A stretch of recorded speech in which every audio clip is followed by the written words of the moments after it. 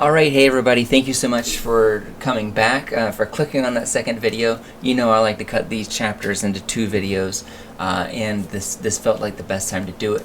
Box plots, box plots, box plots. We got a lot of box plot conversation coming up today. And most of you may not have a lot of experience with box plots unless you've taken a stats class before. But they're used a lot in science, they're used a lot in stats and mathematics, so you'll probably come across them in your travels. So what are box plots? Sometimes they're called box and whisper plots, but they are an easy way to show the spread of your data, the shape of your distribution, and outliers, along with quartiles of your data. Okay, so there's a couple of things that you got to do before you can graph out one of these, and let me just show you what they look like. Sorry, I'm going to zoom ahead so you can kind of see what a box plot looks like. This is what a box plot looks like. So when we start doing these calculations, you can keep this in mind that basically we're going to be trying to split up the data into quartiles. What is a quartile? A quartile means 1/4 of your data. And so Q1 is going to mean basically at this point and below is 25% of your data. And for Q3 and above, this is 1/4 of your data. But now we're looking at the bottom fourth and the top fourth. That's what quartile means and what that means. So as we move forward, you can be thinking about these box plots and how they look, because we'll be referencing that quite a bit. Alright, so here are the couple things you got to know before you start calculating your box plot. One, you want to order your data points from the smallest value to the largest value. That's going to help you organize it so that you can find exactly the midpoint of your data, which is called the median, which is something that we're going to learn about next chapter. But before we do any of that though, we're going to find out like how to order our data. So we're going to organize it from smallest to largest. Our largest value is going to be the 100th percentile. What does that mean? Basically, this means that this is the top of the data, and that any value here or lower is encompassed by the 100th percentile. So if I say that the 100th percentile on our exam is a 95, that means that nobody scored higher than a 95. That 100% of the class's data is 95 or lower. If I said that the 100th percentile of the exam was 83, which is not very good, that means that the highest grade was an 83, that they were all 83 or lower.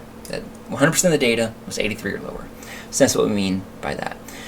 The value in the middle is going to be the 50th percentile. That just basically means square right there in the middle, that 50% of the data is below that value and 50% of the data is above that value.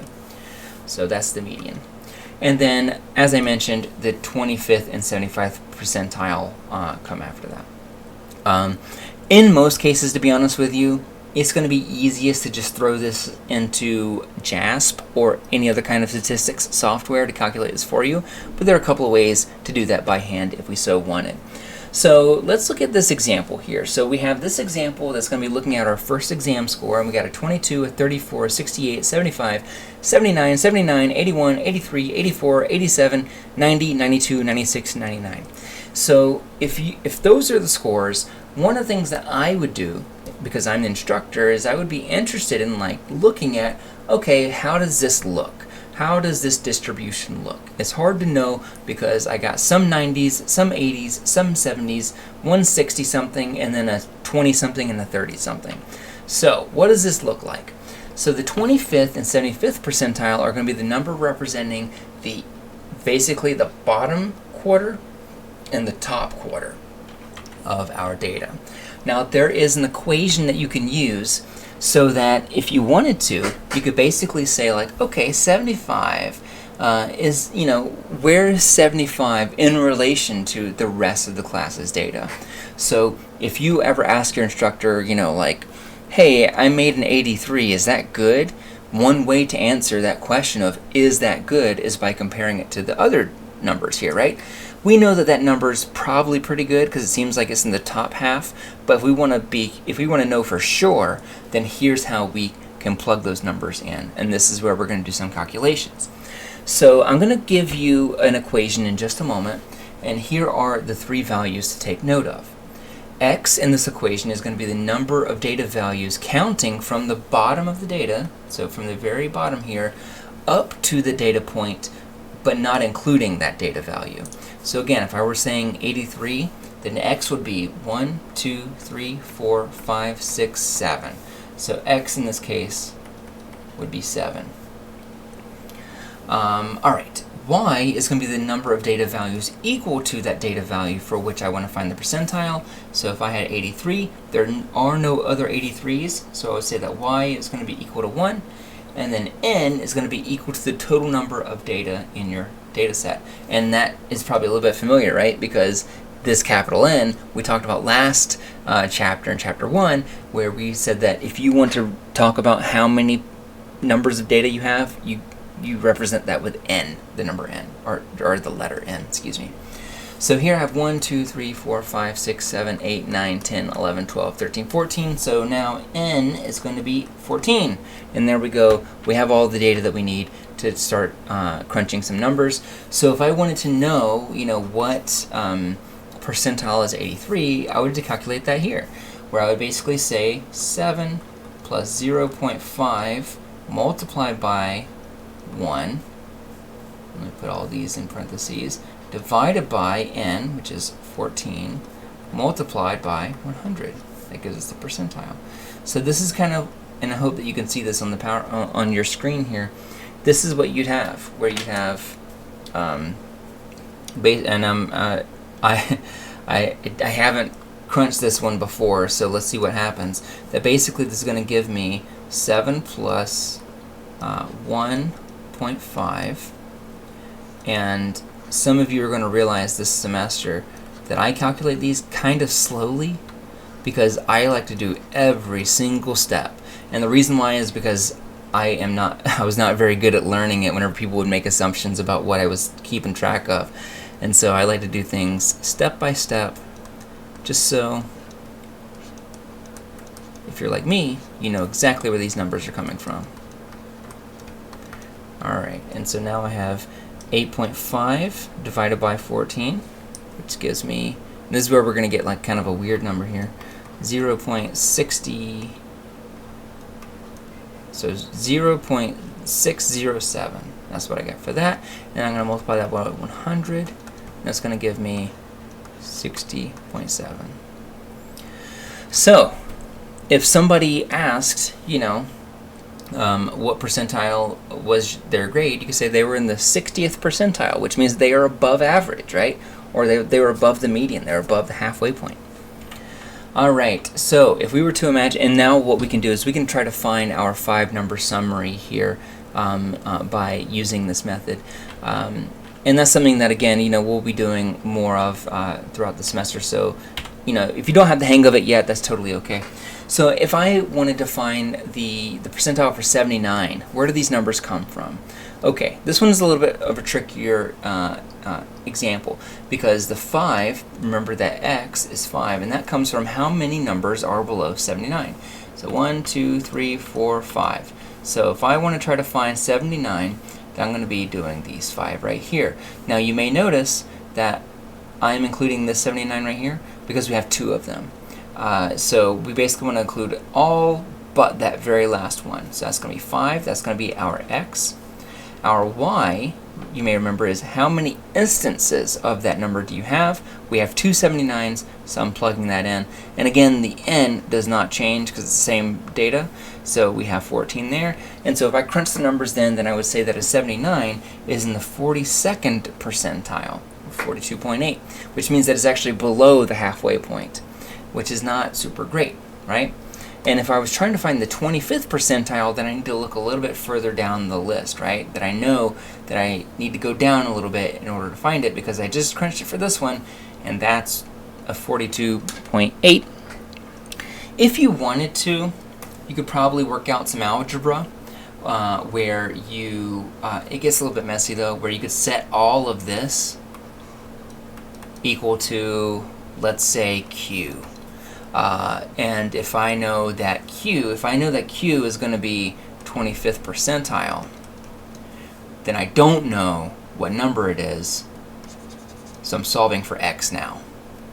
The reason why I said that this is a little bit complicated is because then you're also making an assumption about y, you know, because y may be 1, but it also may not be 1 if there's more than one instance of it. And that's when it becomes a little bit complicated. That's why I said that for a lot of these things, you're just going to throw it into JASP or some stat software in order to find it, because then this becomes finding two variables, which is something that, you know, usually you have to take differential equations to learn about, or some really advanced algebra class. But something, you know, that you do in higher levels of math that you're not going to be required to do here. So that's why we don't try to solve backwards for that. But if you ever had a value like that, like 79, and then try to find out what percentile it is, which is something that you might be asked to do on an exam, you can do that. If we were to plug in 68, so if I thought, okay, maybe it's 68, and I plug that in, then I'm going to find again that there are 2 below it. That's our x. There's only one 68, which is our y, and the n doesn't change. That's the 17.86 percentile. Then I know that the 25th percentile is somewhere between 79 and somewhere between 68. So it's one of those, apparently. I'll go ahead and spoil it for you. It's going to be 75. All right. We're actually, it's not going to be 75. It's actually going to be somewhere between these. Which is a little bit frustrating if you're trying to pick one of these out, but because we're dealing with an even number, sometimes it doesn't always work out where it's exactly one of these. So the 20th percentile is actually going to be between these numbers. All right, so if we calculated our, I realize now too, and I apologize, that on your slides, you probably can't see this if you're watching the videos, they are in your lecture slides, but that the lowest value, it's going to be 22. The highest is going to be 99, and those are easy to find because at the very, you know, if you've arranged these from lowest to highest, that's how you find it. The median is going to be the one that's smack dab in the middle. We'll talk about that next chapter, and then you can report, you know, your Q1 and your Q3 depending on what your statistical output gave you. All right. But like I said, here's what a box plot looks like. This right here is called the IQR, and this is the middle piece of your box plot. And this is 50% of the data is between Q1 and Q3. So it's called the interquartile range, and that is right there. You may see something like down here. You'll either see them down here or way up top. These individual observations. These individual observations let us know that they are potentially outliers, which means that they are really extreme observations, that there may be something wrong with that exam or with that student. And so if I'm looking at this data, I might see that, oh, it looks like these two people did not fit anywhere close to our box plot, which means that they are outliers, which means that maybe I should send an email to them or double check their exams to make sure that it was scored correctly. Outliers are generally considered anything that is going to be 1.5 times away from the IQR. So if I find that my IQR, let's say that here it's 10, or actually it looks closer to maybe 20, that 20 multiplied by 1.5 is going to be 30. So anything 30 below my Q1 is going to be considered an outlier. We'll talk about that more as the semester goes on and as we talk more about outliers. But we're not ready to talk about outliers in too much detail yet. So these box plots are not super common in like newspapers, but you are going to see them used a lot in clinical reports and things like that. Again, here's the box plot that I was talking about. It's just labeled, you know, where you got your median right here in the middle, which is effectively Q2 if you want to think about it that way, because this is looking at the 50th percentile. This is looking at the 20th percentile, and this is looking at the 75th percentile. We see that the IQR multiplied by 1.5 gives us these whiskers right here, and then anything below this piece right here or above this piece right here is going to be considered an outlier or an extreme value. Here is a normal distribution called a bell curve sometimes, and we're going to be talking about bell curves and normal distributions a lot this semester. And so I just wanted to warm you up to it. That basically we have a lot of values right here in the center. we have a few values down here in the extremes. And this just shows us that, that this is a normal distribution, meaning that, that we have essentially the same number of few responses here as we do over here. If we had something that looked more like this, for example, then they would say that is a non-normal distribution because it's not symmetrical and we don't have the same distribution of extreme values or of common values. Skewness, like I said, skewness is something that you can eyeball, something that you can look at a data set and that you can come to a conclusion about just by looking at it. This is an example of a normal distribution. The reason why we say it's a normal distribution is because it follows this pattern like this. This nice little bell curve where we have a lot of the values up here in the middle and relatively fewer on the sides. If that is not the case, if we see something like this, where if I draw it out, it looks like that, that is no longer a normal distribution, right? That this is a skewed distribution. And we're going to say that this is a negative skew, negative meaning few in the negative. So a lot of people, when they're just learning this, they're going to look at this figure and they're going to say this looks like a positive skew because we have a lot of positive values. That is actually the opposite of what we should be saying. A negative skew is whenever the tail end of that curve stretches out in one direction more than the other. And so here, we're going to say that this is a negative skew, and I always remember the rhyme, skew negative means there's few in the negative. Skew positive means that there's few in the positive. So here what we're seeing is that there's actually very few values in 4 or 5 over here. So there's few in the negative. There's much more in the positive. So that's a negative skew. So what would this be? Would this be a negative skew or a positive skew? This would also be a negative skew because, again, if you draw it out like that, you can kind of see there are few in the positive, which makes it a negative skew. This, on the other hand, this is the example of a positive skew because we have few values in the positive side of the distribution and more in the negative side. And again, this is also a negative skew, or sorry, a positive skew, because if I were to draw out or try to trace over that distribution, it looks like that, where again we have few in the positive, so it's a positive skew. We can also have bimodal distributions, which can be really tough to handle. They're really hard to interpret, and we're not going to really run stats on a lot of bimodal distributions, and I'll tell you why in a little bit. But a bimodal distribution is going to be any kind of distribution that has two center pieces. So if I'm trying to graph out this data, I could do like this. I'm just trying to sketch it, and it looks like this, right? But if I do that, then I'm covering something up, right? That doesn't really look like it completely captures the data.